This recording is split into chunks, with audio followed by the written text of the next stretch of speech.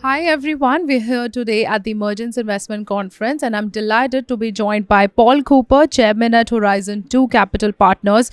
With over 25 years of experience in the industry, Paul brings a wealth of knowledge to our discussion today. Paul, thank you for joining me. You're welcome.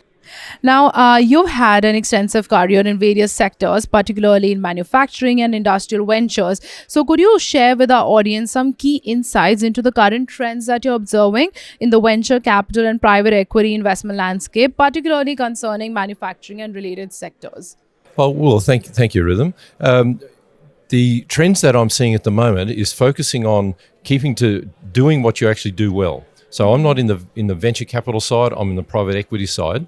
So we're seeing businesses that are post-profit, making $2 or $3 million or trying to grow to that in profit fairly quickly. Mm-hmm. And what we're seeing works for them is to focus exactly on what they're doing, get deep knowledge in that business or that particular part of the sector and grow from there. Trying to spread very thinly across a number of different areas has not worked. Mm. And we need, I think in Australia in particular, with 47,000 manufacturers, we need to try and get specialty in those manufacturers. Absolutely, well said. Now, given your vast experience in acquiring and turning around manufacturing businesses, what advice would you offer to entrepreneurs that are seeking venture capital or private equity funding in today's market? So whether it's VC or PE, be ready for it and be ready for it years ahead of the time. So if you're thinking that at some stage you're going to need venture capital to bootstrap you on the way through or to give you some leg up, you need to do on that from day one. Build your business, have your records, have a clean balance sheet as much as you can, take private assets out, private family investments out.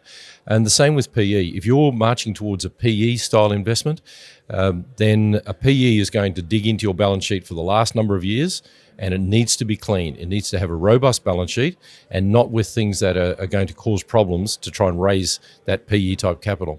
So a lot of it, I would put that down to good balance sheet and corporate hygiene in the business to start with. So that's on the finance side of it, but be ready for that years ahead. Make sure that you know when they start asking for information in the data room, have it available. You need to be able to upload that data quickly and have it accurate, so it's not going to be second guessed, because once a PE starts to find holes and gaps or links aren't actually working between various things, so this doesn't look right because of this, that's when they get cold feet. They'll step out of it very quickly. There's hundreds of opportunities that come across our desk every year, and it's frustrating when we're getting information that just does not gel. So get your corporate hygiene right and get the financial side of it right too. Clean balance sheet, healthy balance sheet. Absolutely. That's very well said, Paul. Now, as someone who's deeply involved in various manufacturing and industrial ventures, could you highlight any emerging sectors or niches within these industries that you believe hold significant potential for investment in the coming years? Absolutely. So you would have seen it in recent times, particularly here in Australia, where people are talking about sovereign capability and sovereign capacity. So Australia definitely has sovereign capability. We're able to do anything across the world. We're working in satellites, we're working in space, we're working in guided weapons, all of those types of things. What we don't have at the moment is the capacity to do it. We've got the capability, but not the capacity. So what I'm seeing is a focus on businesses that will have a niche in those areas, be strong in, say, defence procurement or supply, or areas into satellite technology, drones, nano. Make sure you've got that right, but keep your capability there and try and build capacity, because that's where I see Australia building that sovereign capacity. Definitely.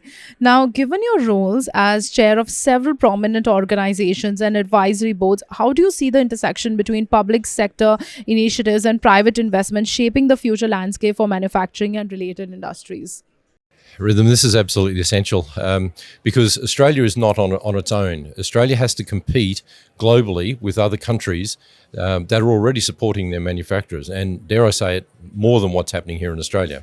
So the US has the Inflation Reduction Act, the CHIPS Act, all of these other pieces of legislation that's throwing trillions of dollars into the American economy.